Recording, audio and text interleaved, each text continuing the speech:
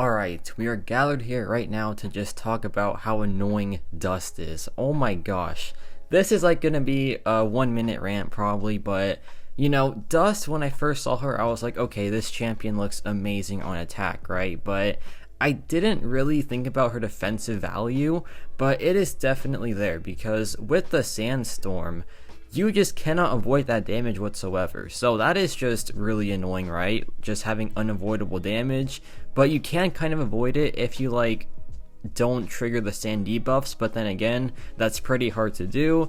And yeah, that's just my quick rant. I think she is so annoying to deal with on defense, and honestly, I think she's going to be a really good dual threat character. So yeah, I think Dust will be an amazing addition to the game, but this isn't about her right now, though I am showing some highlights of me against her. This is about the Incursions crystal. Now, this New Year's Incursion event was amazing in my opinion. Just getting so many extra artifacts and gold, I will take that any single day.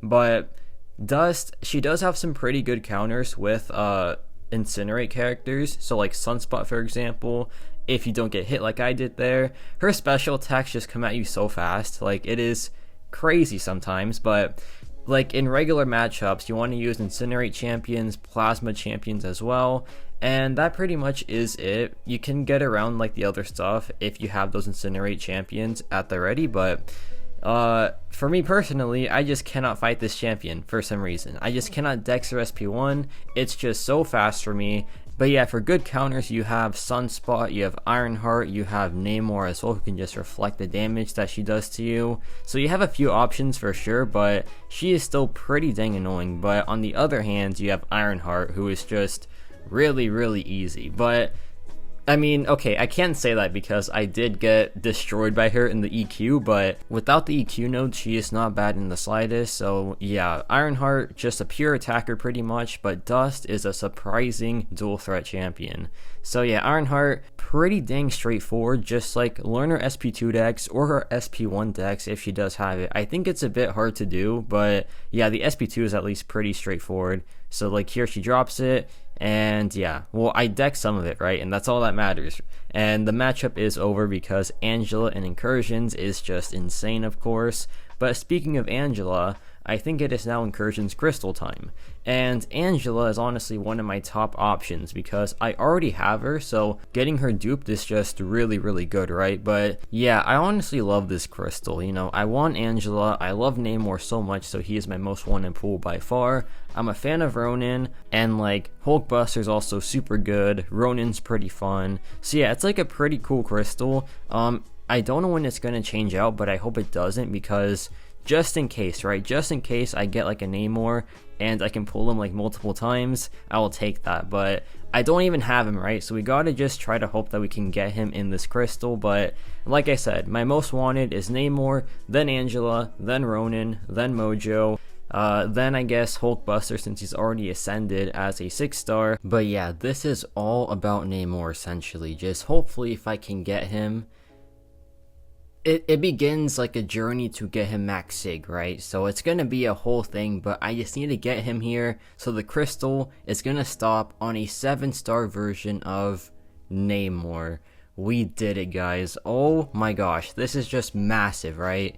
Namor is my second favorite champion in this game, so let that show you how much I love this character. But now we gotta do some math here because yeah, to max sig him, it's gonna be a journey, to put it nicely, but let's just do some math real quick. So total artifacts per month, about 171,000, right? That's pretty decent, but the best case scenario, which is 10 Namors in a row from this crystal, costs 4 million artifacts.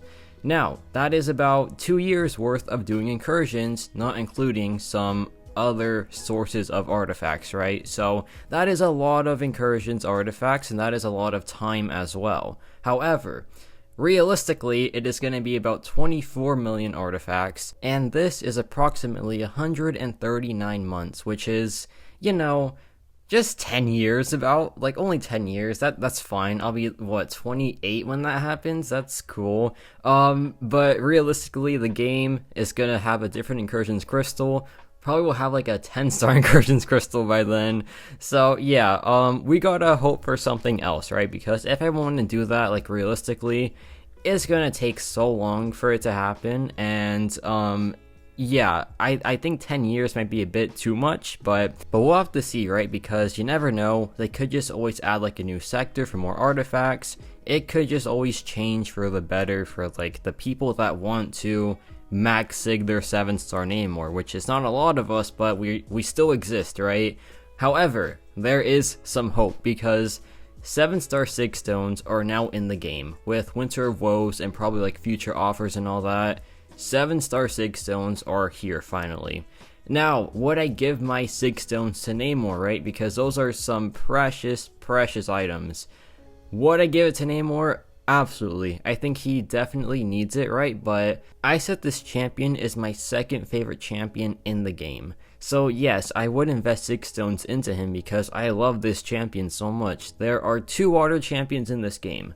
Atuma, fantastic, probably like a top 10 favorite, but Namor just speaks to me and I don't know why, but he is just my second favorite champion in this game. So I would invest into him. I would max sig him with signature stones as a 7-star champion, but now the plan. So if I can get Namor to a decent level, like Sig 100 I'm talking, I would consider taking him to rank 3. But if Mole Man is added as a 7-star before that happens, then Mole Man is going to be my focus. Because, like I said, Namor is my second favorite champion in this game.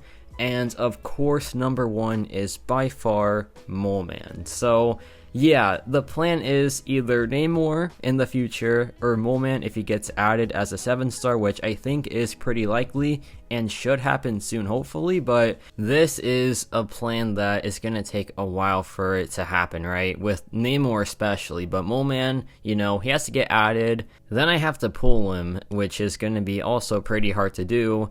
And then, yeah, that begins the process. So hopefully he's added soon as a 7-star. He is a burst champion, so like he'll benefit a ton from it. So I think it should happen pretty soon. But now let's talk about Namor real quick as a 7-star. So Namor, unawakened, doesn't necessarily do too much. He does have some pretty like good damage output still. Well, not pretty good, it's insane, right? Because Namor is of course Namor. So yeah, the damage output will always just be super strong, right? So like Namor will always have good damage output or great damage output, but besides the damage output there isn't much there. He does have bleed, of course, which is still pretty useful. He does have like power gain, which is always pretty good. He has, you know, a lot of special attacks, which is always pretty fun.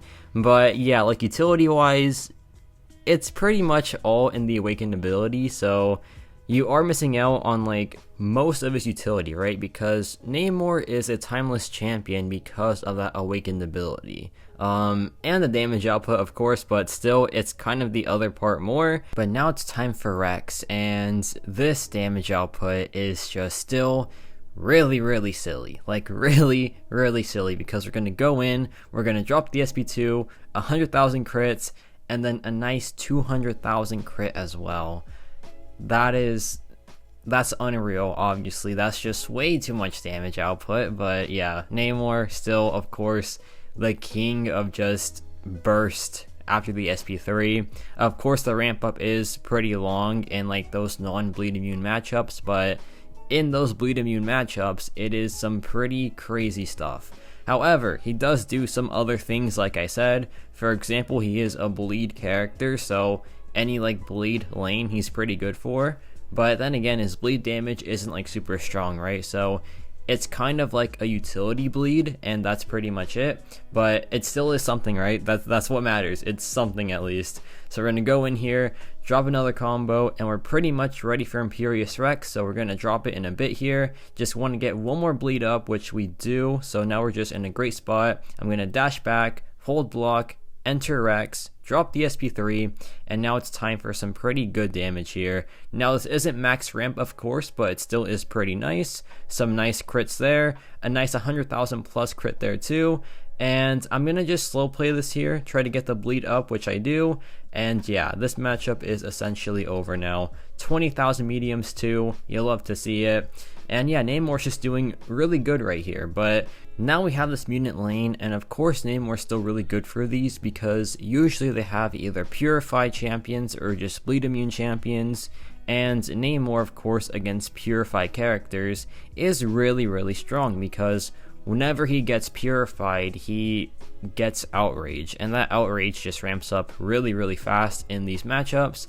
And of course, one of his main issues is the ramp up sometimes, but like in this scenario, it is honestly pretty dang fast. So yeah, like in these good matchups, he's still a great damage dealer. But yeah, this node is just really fun for him too because if he gains a regen, he gets a Fury passive, and of course Namor has regen on every single special attack, so yeah, it's a really fun time for sure.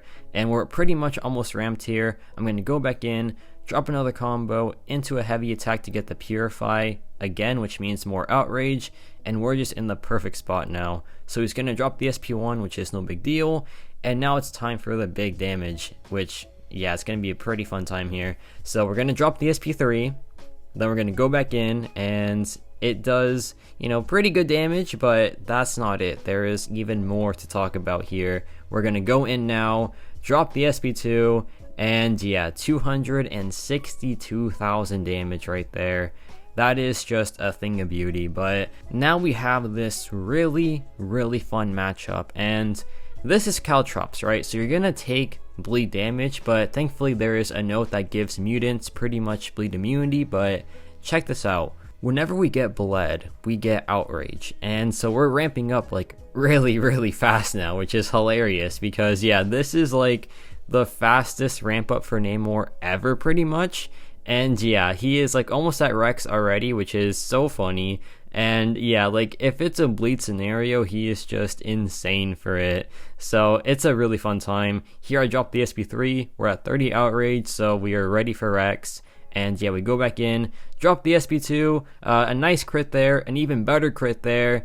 And yeah, the matchup is essentially over now because we are now in Rex, and you just cannot stop Namor when he's in Rex. So yeah, such a fun matchup. It's just crazy how fast he ramps when he's like bled, which is weird because like he is not bleed immune at base. So maybe they like put that ability with Horseman in mind, even though Apocalypse was like what, a year later. It's weird stuff, right? But you know, I don't know why it was there, but hey, it's a pretty cool ability for sure. But like I said, Namor against bleed immune characters ramps up really fast because you just gain outrage on every single medium attack, which is really good stuff, right? But it also just makes for like easier management of the outrage, which is important sometimes because like the second SP3, it can be kind of hard to pull off if you can't manage the outrage properly, which is kind of common because of like the RNG of the outrage, right? But yeah, like with the bleed immunity, there is nothing to worry about. It is just such a straightforward matchup with bleed immunity. And yeah, Namor against bleed immune characters is just a thing of beauty, really. But yeah, purify characters, bleed immune characters, his cup of tea, bleed matchups too, which is weird because he's not bleed immune at base, but it is what it is. It's all just a fun time, right? But besides those things, Undupe Namor just isn't offering too much, right? But of course, all the sauce is just in that awakened ability, but maybe one day he'll be max sig. I hope it's soon. I might have to just drop a lot of money on Sig Stones, which I'm willing to do for Namor. So we'll have to see how that turns out, but here is the damage output, and yeah, a nice 189,000 crit.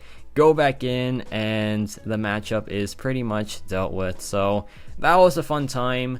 Namor as a 7-star, just an incredible damage dealer still, but there is a plan now. A plan to get this guy awakened, to get some SIGs into him, and for him to be rank 3, but we'll have to see how that turns out. But let me know your thoughts on this crystal opening, and yes, about it for me.